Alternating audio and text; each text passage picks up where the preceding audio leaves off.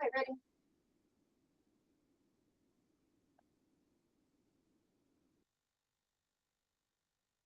Good morning, everyone. I'm Rebecca here. Thanks for joining me today on today's live chat. If you haven't had a chance to send in your questions today, the email address is doc_questions@state.co.us. Remember, it's the only way I'll be able to see your questions today. And remember, I only read your name, I only read your question, never your name. So please keep your questions coming. You can send them throughout the duration of the live chat. So send those questions in. Additionally, live chats are always on the second Tuesday of the month, unless one needs to be rescheduled for whatever reason. So if you're not able to watch in person, or you just want to go back and revisit a conversation, I'll be posting those conversations on the front page of DocNet under Executive Director Live Chats. Good morning, Mr. Stansel. I see you've got your entire executive staff this morning, so thanks for everyone for being here this morning.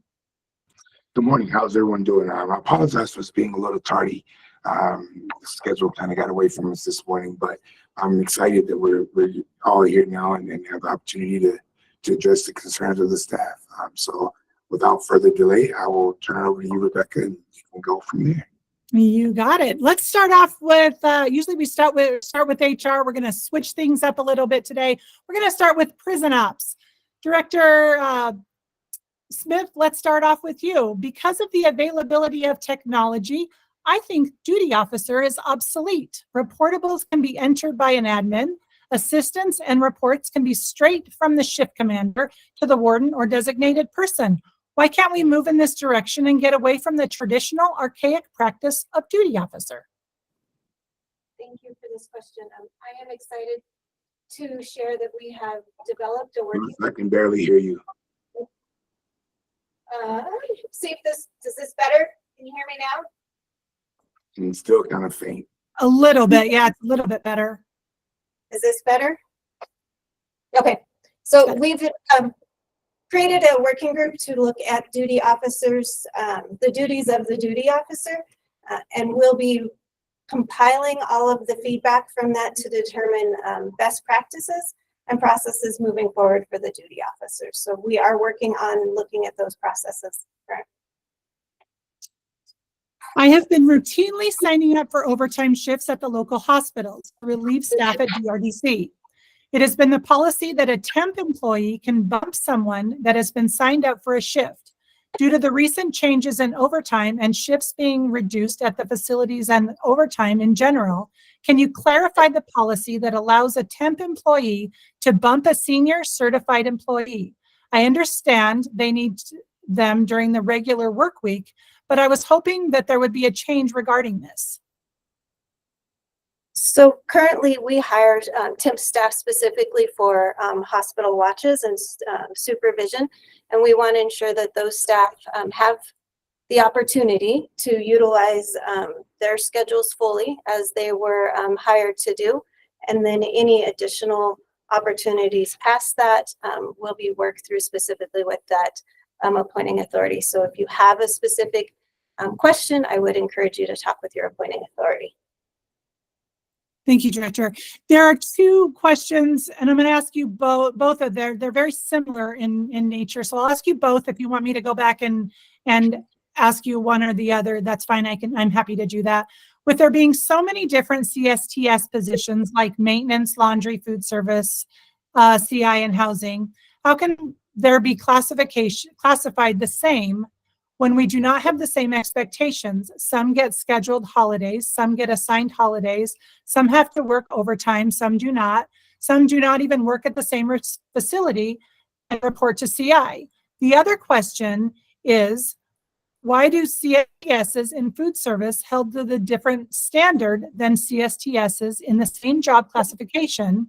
Food service staff have courtesy marks, which create mandatory overtime, and food service staff call off, take FML, vacations, or just not being fully staffed. Do other CSTSs, like warehouse, maintenance, food service, CI, have courtesy marks, mandatory overtime? Those other positions also receive weekend and all holidays on the other days of the state holidays without senior bidding. where food service must disperse holidays over the 12 months and bid on holidays and limited weekend off shifts. How is this equitable? So just to touch on the very first question about the CSTS positions and how can they be utilized for many different classifications by DPA's rules and I guess categorization of CSTSs. The intent is that the CSTS positions can be utilized for many different job duties within that specific outline. In relation to the specific questions around food service, I believe this is more of a facility specific and would encourage you to talk with your associate or with your appointing authority. But overall, food service, laundry, and maintenance are all part of critical operations. They have a very important role in ensuring the safety and security of our staff and those in our care. These positions provide specialized support and all have different specific duties and needs to support that operation. Therefore, it necessitates the varied or needed differences in scheduling. Thank you. This is an interesting question. Why don't DOC staff take pictures in front of a flag like police officers do? And so I was a little bit unsure of kind of what this question was specifically. So I'm assuming that this is in reference to graduation pictures, possibly. And what I'll say to that is I am in discussions with CTA to see what options are for staff to be able to take pictures in front of the flag. If that's not what the context of this question is, please reach out to us. Thank you so much. Let's move on to budgets. Mr. Carstens, you're answering questions for Ashley Clark today. Is that correct? That's correct. Nice to see you today. Any idea if we'll do staff buyouts if we're close to retirement within 5 years, 3 years, or et cetera? At this time, we don't have any plans to do buyouts of employees, and DPA also has no plans to do this. How about will unused holidays be paid out at the end of the fiscal year? Yes, so per our AR, which is 100-37, we'll be paying out unused holidays like we have in the past. These payments come on the August paycheck. But we do encourage all the employees to take their holidays in this fiscal year if possible, and working with your appointing authorities to make sure that that can happen. And if not, we will be paying them out. Great. Do we have an update for the monthly living allowance stipend for the specific facilities? Yeah, so I just want to clarify, we don't have living allowances. I think the person might be talking about the housing stipends that we had at 4 facilities. Those have now finished, and at this time, we don't have the budget to continue those going forward. So those have discontinued. Thank you so much. Moving right along, let's put clinical services. Director Monday, are you here? I'm here. Thank you. Let's put clinical services in the hot seat. Why do you not allow a part-time employee nurse to pick up a shift at $43 an hour, but you sign contracts for agency nurses at $95 an hour, not including agency fees? Yes, thank you. That's a good question. Our part-time employees cannot work over a certain amount of hours, or they'll be entitled to benefits and be full-time status. We are currently looking at creative ways of filling some of those vacancies, and hopefully we'll have some updates to that soon. Thank you so much. With COVID-19 now in the facilities, what is the plan moving forward to keep our staff protected and safe in these facilities? So our protocols are the same. I would be interested in knowing where this specific employee works so I can address if there's facility concerns specifically to them. Thank you so much. Let's move on to parole. Parole Assistant Director John Karbari will be answering questions today. Would it be possible to automatically revoke parolees who abscond? This is a constant occurrence and creates a lot of work for the entire department. This would also prevent the catch and release system that we seem to be doing for these parolees. These parolees have been given the opportunity to become productive, law-abiding citizens. By absconding, they have proven that they are not ready for that opportunity. How would you respond to that question? Thank you, Rebecca. That's a good question. I think it's important to understand that parolees are entitled to a due process protections, which include a neutral, fair, and impartial hearing by the parole board. It's also to note that the parole board is the only entity possessing the statutory authority to revoke parole. In addition, absconding from regular parole supervision is not specifically listed as a violation in terms of conditions of parole under Colorado Revised Statute 17-2-103.5, which requires the automatic filing of a complaint that seeks revocation of parole. Significant bed space limitations have also been imposed by many county jails, including the imposition of caps by some on the number of parole violators they will admit. Lastly, there are inherent CDOC bed space limitations, which when reviewed in the totality of the circumstances with the county jail bed space limitations, it requires the utilization of intermediate sanctions in the community to address technical parole violations, which at times does include parolees who abscond from supervision. Thank you so much for that answer. Let's move over to Director Kaylee. Can we get an update on offenders when will they have access to enter their own canteen orders on the new phone system? So we're very hopeful that that access will be given very soon.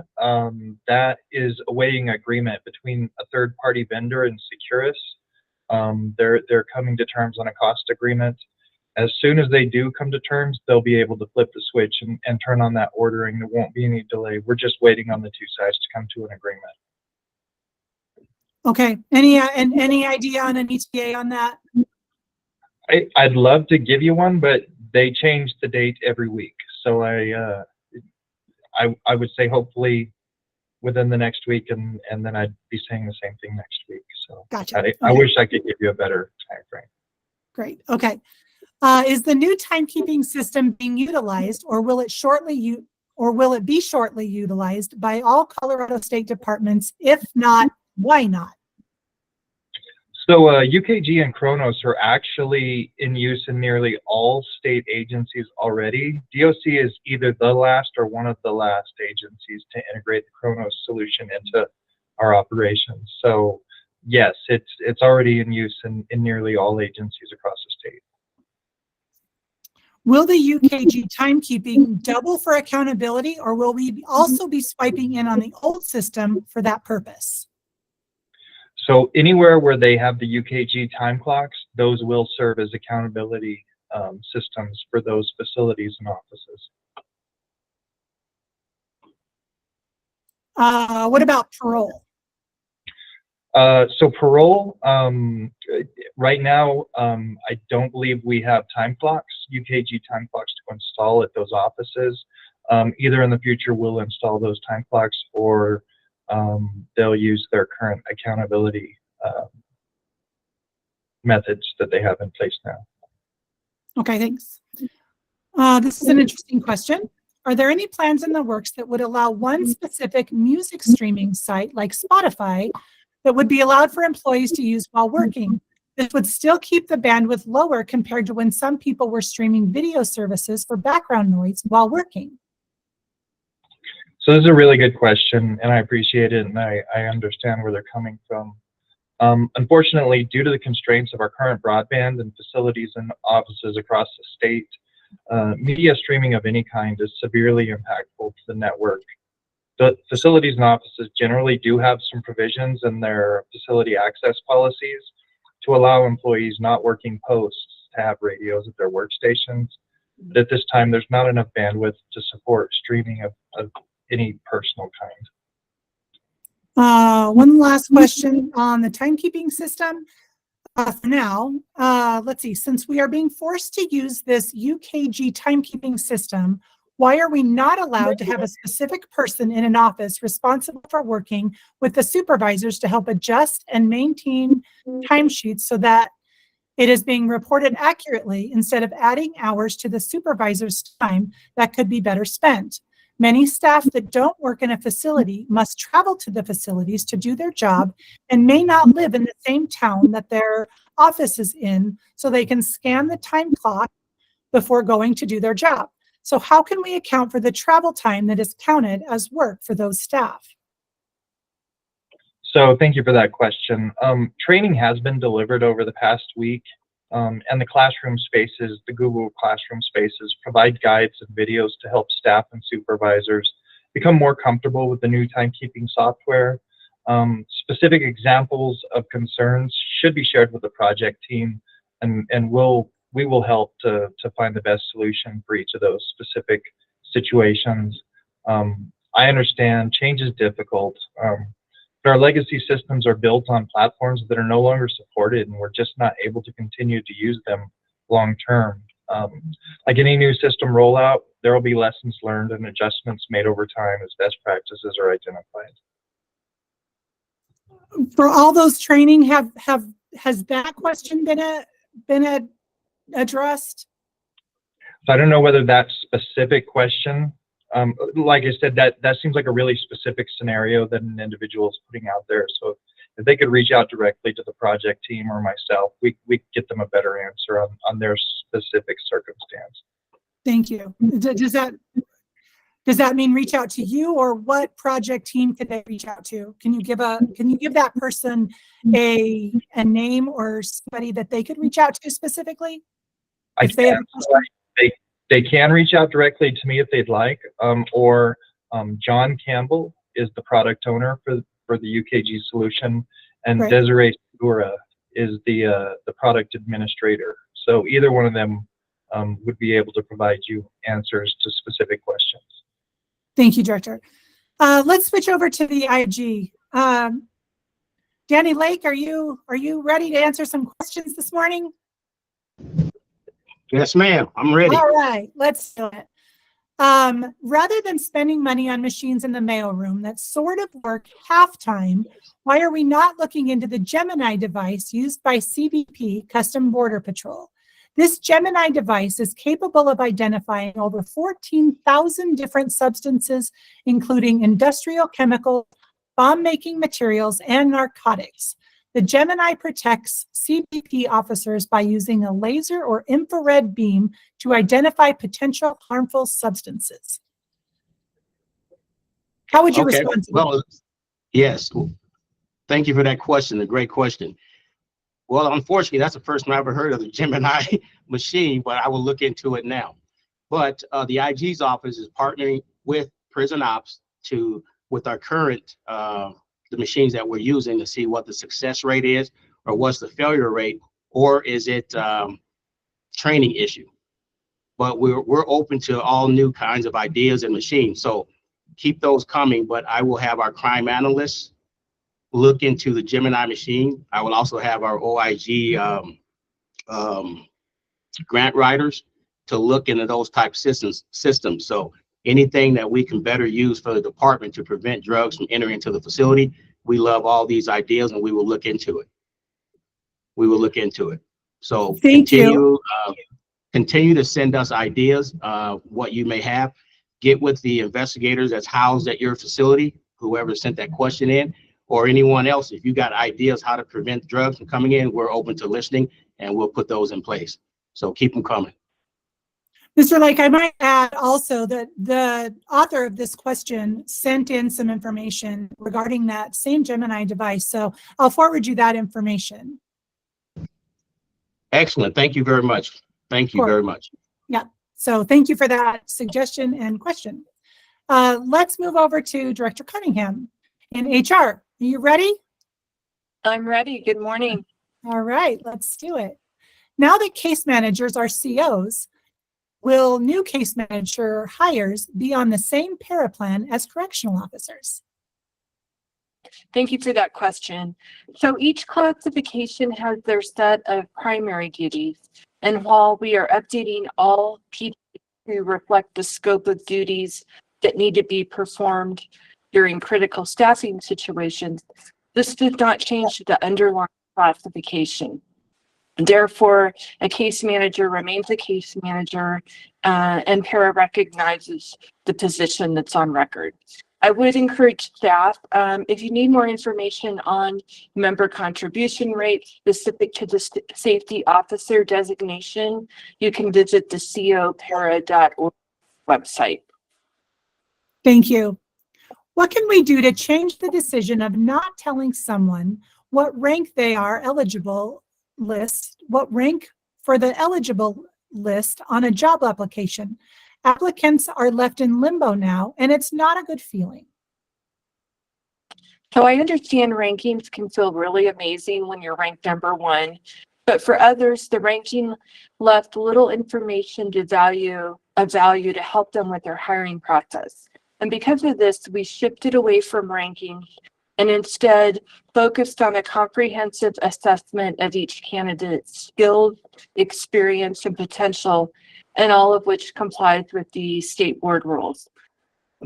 Before you apply for position, as well as after, I would encourage applicants to meet with your supervisor and mentors, discuss the position you want, and take the time to get input on how you may be a good fit for that position, or if there's areas that you need to grow. Also, we would encourage staff to seek out cross-training and other opportunities that will only allow you to be better prepared for the application and interview process, but will also allow you to feel more confident in your abilities and your choice to apply. Thank you. What is changing about the promotional pay increases? Is it going away from a standard 10% for promotion? So a 10% increase for promotions was a common practice in the past, but in an effort to reduce pay disparities for employees performing same or similar work, the department has instituted a revised process where a standard percentage for promotion is replaced with a process that is more aligned with the Equal Pay for Equal Work Act. Each situation is being reviewed individually to determine the most appropriate salary. Can you give us a status update on the step raises, please? Of course, we're still on schedule to review, to receive notice of proposed steps from DPA by March 31st. The legislature still has to approve funding for the STEP system, and we should know something by May on that. Staff are reminded that the DPA DHR website does have a page dedicated to the STEP pay program, which includes a calculator and FAQ. Is there any talk of changing our promotional process to change the bias and to go to an experience-driven promotional system? Get rid of the pick your buddy system, or at least have an unbiased interview board that has nothing to do with an individual facility. Maybe one based out of headquarters, which all they do is interviews, or selection based on experience and seniority only. Good question. So the Colorado Revised Statute and State Personnel Board rules require positions to be filled based on a candidate's merit. It's true that experience and seniority could play a role in someone's readiness for a job, but there are other factors to be considered, such as job-related knowledge, skills and abilities, preferred qualifications, along with examination scores, if applicable. Job postings offer a fair and equitable opportunity to all applicants. Selection tools like a comparative analysis are used by HR and are widely used as the best practice across organizations worldwide. We work with appointing authorities and subject matter experts to develop the process based on the requirements of the particular position. Interview boards are prepared with relevant questions and an understanding of the position, therefore considered best practice to keep the panel closer to the position.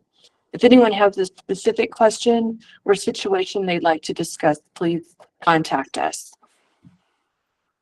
What about doing the interviews all at headquarters? Have you ever considered that, or would that ever be considered?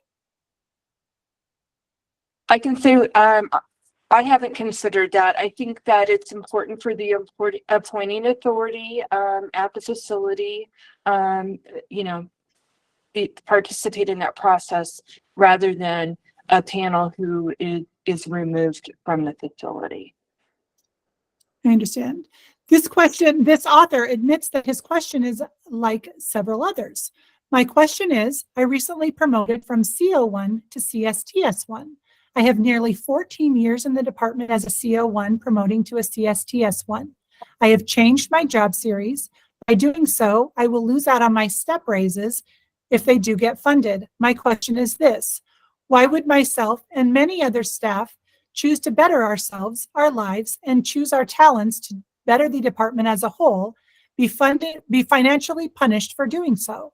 Why is the step raise not based on time and service to the department, instead based on time served in work series? This seems extremely unfair and biased. Is there a plan in place to prevent this from happening and make step raises fair to all employees? So for the person submitting the question, I first want to just thank you for your 14 years of service and dedication to CDOC. The state of Colorado and COWINS came together in the fall of 2022 to negotiate wages for the partnership agreement. And during those negotiations, the parties agreed that the new STEP program would be based on time and job series. So we need to see that through, since that is what was negotiated. Time and job series aligns with other efforts to reduce pay disparity between employees whose primary duties are the same or similar. I was wondering if the admin classification and duties can be explained. I have not been with CDOC long, and I'm wondering if those of us that are direct admin assistants to supervisors, the admin assistant to an overall area classification the same as others whose primary responsibilities is the reception area or data entry. I understand that they were recently reclassed as an admin assistant 3s to increase their pay level so as to make them a livable wage. And please note that is not what I'm questioning at all, as everyone deserves a livable wage. What I am questioning is why admin assistant 3s that handle a significantly higher level of duties and responsibilities like C-card purchases, budgeting items, confidential employee information, supervisor-specific requests, and more, but these admin assistant 3s were not reclassed at the same time. The admin assistant 2s were brought up to the same admin assistant 3 reclassification or classification, same pay, but kept the same duties while still kept at the higher expectation, but received the same pay. Was this taken into consideration during the reclass, or is it going to be considered? And if not, what is going to be done? Or what was the initial plan to make the workloads more equal?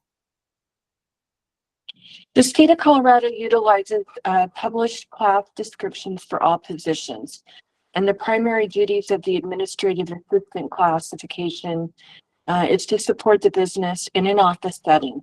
This includes scanning, screening, ordering, inventory, gathering, research, reception, typing, recording, and various other duties. The PDs are regularly reviewed by a certified HR analyst to determine the proper classification. And while there may be differences in some of the responsibilities, it's based on the primary duties of the particular position.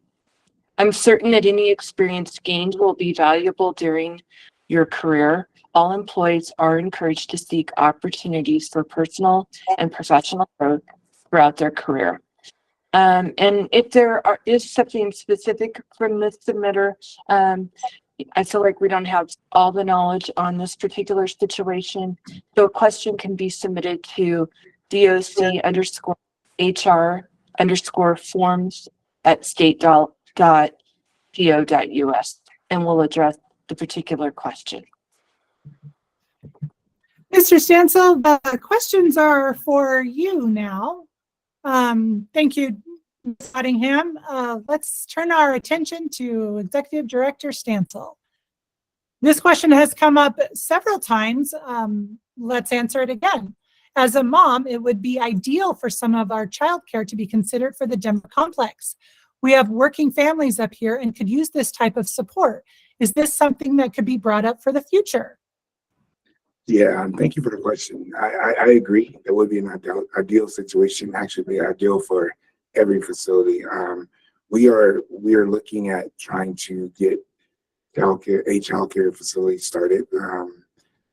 And like with everything else, there's a budgetary concern, there's a budgetary process, and there's a much larger process. We have to do surveys, we have to look for all these different things. So the short answer to your question is yes, this is something we can look at in the future. And like I said, I would love to have childcare facilities located near every facility. So Denver is definitely on that list of possibilities. Absolutely, absolutely. In the last meeting, someone asked about our flexible work arrangements being taken away. Mr. Stansel stated that at this time it was not being considered. However, I'm hearing that flexible work arrangements, remote days are on the chopping block.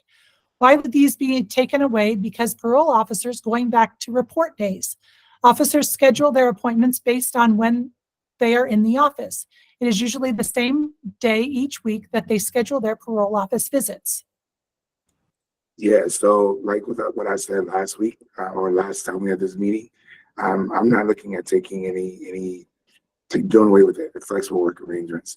I think the last question was kind of related to am I bringing everybody back in the office, and there's no plan for that either. I'm not familiar with this specific incident. I mean, this specific situation. So I would encourage you to reach out to your team, either Dave or your AD or whatever. But I am not driving any change to flexible work arrangements. Now, with that being said, they have to be beneficial to both parties. You know, you have to be able to get your work done. You have to be able to, meet the needs of that department. So that's more of a department specific thing, but there's no overall arching plan to do away with flexible work arrangements. Thank you. Director Stansel, this is a clarification question for you. Recently, we had a special edition live chat where we talked about the fugitive apprehension live chat. This one wants you to clarify some statements that you said. Director Stansel, will you send out a clarifying email regarding your position? Your initial email that only FAU officers are to pick up wanted offenders, and your statements in your fugitive web conference where you said regular field officers can pick up wanted offenders. Yeah, I'm not sure where the confusion is. Like I said in that conference, if it is a planned technical operations, I want those that are trained to do that, doing that. I think the question came up then was if someone said that they were at a store and they saw an absconder, can they pick them up? Absolutely, absolutely. I am not limiting. I'm not trying to tie anyone's hands. What I'm saying is for these planned events, there's certain skills that I prefer everyone has. It's no different than in a regular police force. You don't have regular street officers doing SWAT functions unless they're technically trained. So I'm not real sure. Whoever sent this question, if you want to send me more guidance on what I need to clarify, after that meeting, I spent a lot of time at the end of that meeting asking everyone if they were clear. I asked for additional questions. There were no additional questions, so I'm really not sure what's confusing. But like always, if you have questions and you're confused about something, then reach out. You can reach out to Dave, you can reach out to me, you can reach out to anyone in the parole management, because we spent a lot of time discussing that. So if whoever wrote this question wants to send me a specific email asking me what clarification is needed, I'll be happy to communicate with them directly. But I haven't gotten many questions since that meeting, and there hasn't been many issues that I'm aware of since that meeting, because I've done a couple field office visits since then, and it seems to be pretty clear to everybody. Thank you. That is all the questions that were sent in prior to today. So let's go to the inbox. That we have a ton of questions that were sent in just since we started here. So let's talk about just some questions that were sent in since we started. With the budget issues we are having, are we still getting the pay jump in June to move us through our pay range? So I can take that one, Okay, go ahead, Rebecca. Yeah, Andre, do you want to take it? No, no, go ahead. Okay. So right now, the legislature is working on what's called the long bill, which is the funding bill for next fiscal year. It is moving through that process. We have what's called figure setting coming up here in March that will start to assign that. As of right now, it continues to be through the JC and working through the legislative process. We'll update you as we find things out about that. But as of right now, it still remains with JBC to move to the legislature here in the next couple of months for approval. Thank you. I was just recently informed that I am not allowed to be called in for emergencies. As a clinical employee who has been offered to do this, why is it not allowed? I can't imagine how much money it would save versus transport when appropriate. Okay, Mr. Monday? this is news to me. I'm gonna have to kick this one to Lacey. Are you aware? Oh wait, Melissa. No, and I was just gonna jump in and say that, this is one that we'll have to, talk with the clinical group about and get more information. So if we could get that question Rebecca sent to us directly, we'll work on it. Okay, absolutely. Why was PC moved from facilities that were equipped for them to a facility where it has caused continuous movement issues?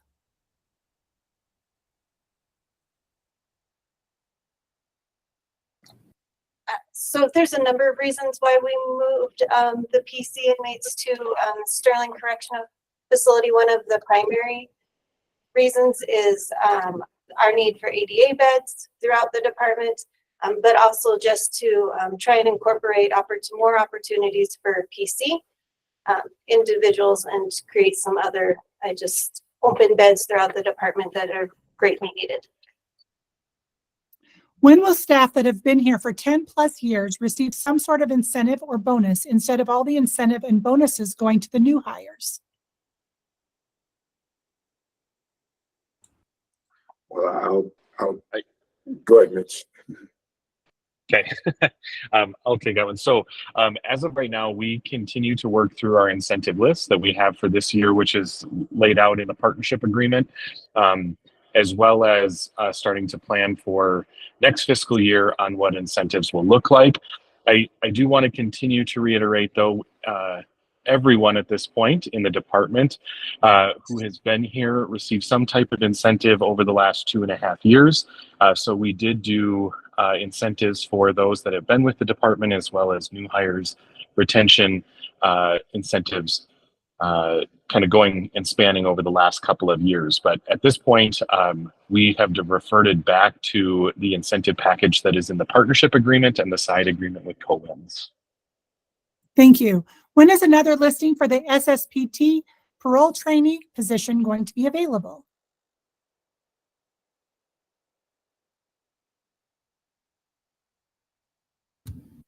I can take that one, Andre.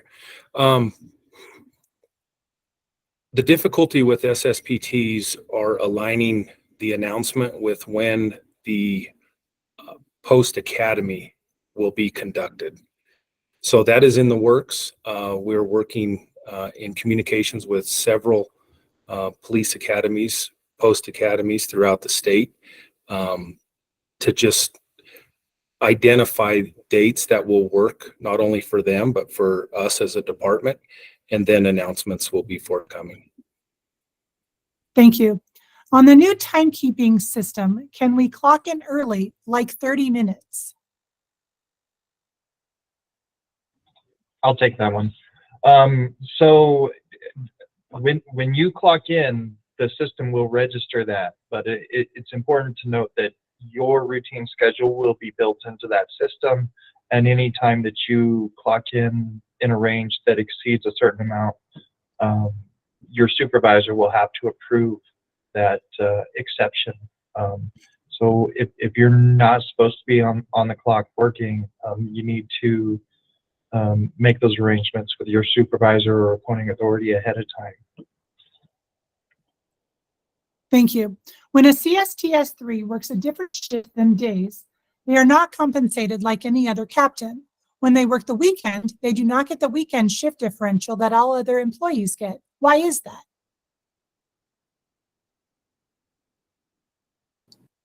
So again, I think, Rebecca, if we could get that specific question, we'll sit with HR and research and provide an appropriate response.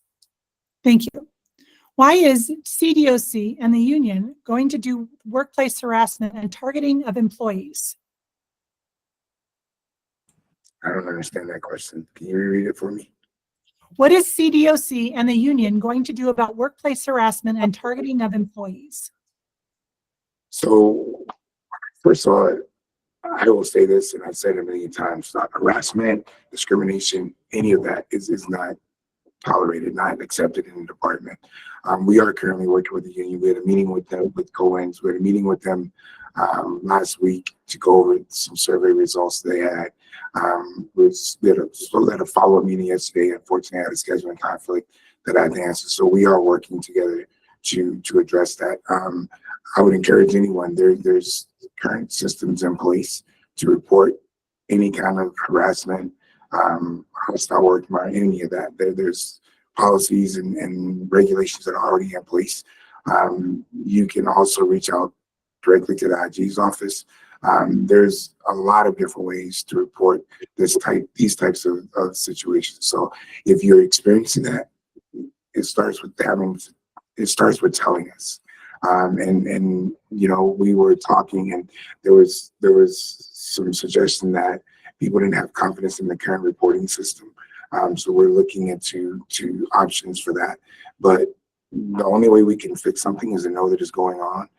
Everyone knows that I give out my phone number. Everyone knows how to get a hold of me via email. There's lots of others in your exec team that does the same thing. But the one thing I can say is if we don't know it's happening, then we can't address it. So I would encourage everyone to find a way, if you're not comfortable with the current ways or the current processes that are in place, which I can assure you they are effective. But you can also, I've had people that have started reaching out to me directly as well. So that's just another option if you don't feel comfortable with the other options. Thank you, Director Stansel. We appreciate your leadership. Thank you. To follow up on the promotion question, does DOC time and service come into play at all? Example, a 26-year DOC veteran applies for a position which is open competitive and would also be a promotional opportunity for an employee, but a new hire is on the list as well. So does the pay then need to be set at entry level? Ms. Cunningham, this might be a question for you. Yeah, we would look at that if it's a promotion, whether they applied through the transfer process or through open competitive. We would evaluate similarly situated employees within the classification, not necessarily treated like a new hire. Why are employees with over 30 plus years not receiving any step raises? It seems like a devotion to the state is a punishment when it comes to pay. Again, the step system is a system that was negotiated, when the partnership agreement was established in September 2022. And so I wasn't present then, but I have to imagine that was built in when they determined that. That is a question I can definitely, if you want to send that to me, I can clarify that with GPA to make sure I'm not off base on that one. Thank you. Is Clinical Services considering ever having more flexibility in schedules for salary non-exempt professional positions? Over the years, DOC has become very rigid in allowing any flexibility with weekly schedules throughout the week for non-shift worker positions. This is one of the reasons that I would stay for the long haul in the past, and a great way to retain professional employees without costing DOC anything.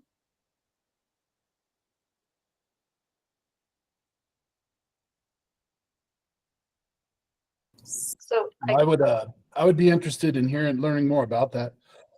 So if the person that was presenting this could give me a better picture, if they feel comfortable reaching out to me, or if they'd like to reach out to you and you could send it to me, Rebecca. I think that we'd be open to any kind of scheduling that would allow us to continue operations while giving people more freedom and flexibility. And I definitely second that. I agree with Matt. I wasn't aware that there was any blackouts on that. So please get that question into Matt or through Rebecca. Thank you. Thank you. So that person that wrote that in, if they wouldn't mind sending that up. And I'm happy to send that up as well. Did you guys fix the issue of counting years of service as far as pay? Example, 2 years as a CO1 and 3 years as a CSTS1 only count as 3 years. Why can't you guys count it as 5 years total?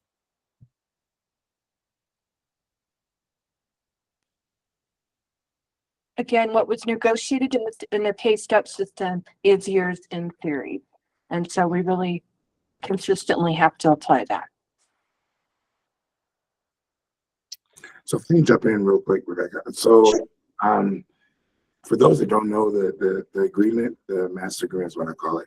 The CBA, collective bargaining agreement, whatever term we're using, is getting to be renegotiated. And all of these issues that we've experienced now, we're forwarding those to those that will be doing the new negotiations. So hopefully we can clarify some of that in upcoming negotiations for the new agreement. But it's like Michelle said, we're bound by that. And until there's either a change in that, an amendment, or a new agreement, we're bound by that. Thank you. Director Stansel, that is all the questions that, oh wait, I have a few more here. Why is there not a process in place for employees to conduct reviews on their supervisors and management staff? Having worked for several large corporations in the past that allow this process, it proved to be a very successful way to identifying issue with staff turnover rates. I would love to talk to this person more because my wife's company has a similar process called skip level meetings. And I think that I agree that would be a really great tool that we could bring to the department. So if you could just reach out to me, I would love to hear more about your experiences and get you involved in conversation on how we could start building out something like that. Thank you. Actually, I've been doing these live chats a long time, and we've had that question more than one time, actually. Is working from home considered a flexible schedule?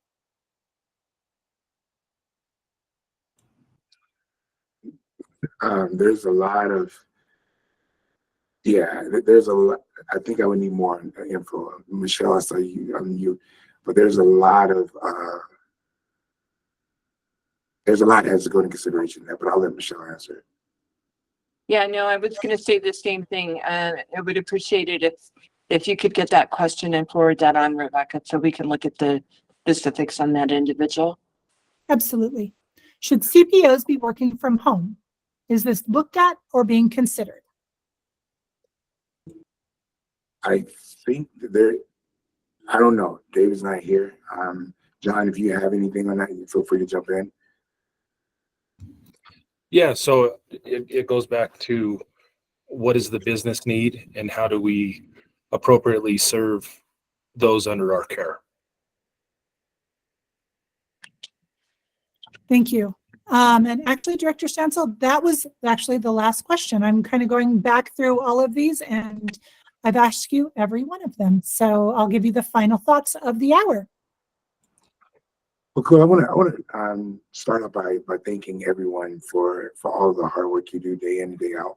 I know a lot of times it seems like we don't see it or we don't appreciate it, but that is not true. We see it, we appreciate it, we recognize. Many of you have heard me say when I took this position a little over a year ago, we were around 1,789 vacancies, and we're now, 600, almost 700 vacancies below that, which is amazing.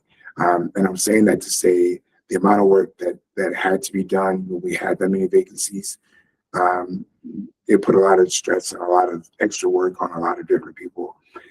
Although we're not out of the woods yet, we are better now than we were then, and we will continue to try to hire and get even better and get to a position where we can relax on some of the other things. Most of you have heard me talk about the budget situation we're in, even though the budget hasn't been finalized. Mitch talked about the figure setting. It's going to be a very lean year. We lost a lot of the additional funding that we were getting from the feds. which would help us, make up some of the shortcomings. It also allowed us to provide additional incentives and additional benefits to our staff, which we always are looking for ways to do that. We always like it when we have the opportunity to do that. But just, for everyone's reality, this year is going to be the first, I think, of many tough years. Y'all have heard me say we're over $1 billion budget. And there's a lot of scrutiny that comes with an organization, comes to an organization that has $1 billion plus budget. So we have to expect that. We have to appreciate that, because the people that we hire as legislators, we ask them to be, cognizant and monitor the taxpaying dollars. So we internally as a department, we have to do the same thing. I know this is bringing about some changes and some new policies and processes that not everyone is in love with. I can tell you, we as exec staff, we're not always in love with the decisions that we have to make. But as the exec staff, we have to make those decisions because we have to be solvent at the end of the year. We must balance our budget every year. We don't have an option not to be able to balance your budget. And I like to liken that to your home budget. There's always things additionally that you want to do in your home budget, but if the funding is not there, and you have to look for alternative ways of achieving those things that you want to do. And that's kind of the phase we're in now. So I'm asking for grace as we do that. Just know, as we are facing these tough situations, we are fighting tooth and nail for every dollar we can get. But at the end of the day, our budget is not set by us. Our budget is set by the legislature, by the JBC, and eventually by the long bill and approved by the governor. So thank you all for the questions. Thank you all for participating in the meeting today. If for some reason you asked a question and you didn't get the answer, it didn't get answered fully to your satisfaction, please reach out to Rebecca or reach out to any of us on the exec staff. And for those that we didn't fully understand the question, we'll try to do some research. And if you could give us more information, because we want everyone to leave these chats with information that's valuable. We're not doing them just to be doing them, because if they stop becoming valuable, then we'll just stop doing them, because we all have things that we should be doing in this hour other than sitting in a meeting that we're not getting value out of. So with that being said, I hope you all be safe. Have a happy Valentine's Day. If I don't talk to you before Monday's holiday and you happen to have a holiday on next Monday, be safe. And if you need anything from any of your exec team, please feel free to reach out to us. Thank you. Thank you.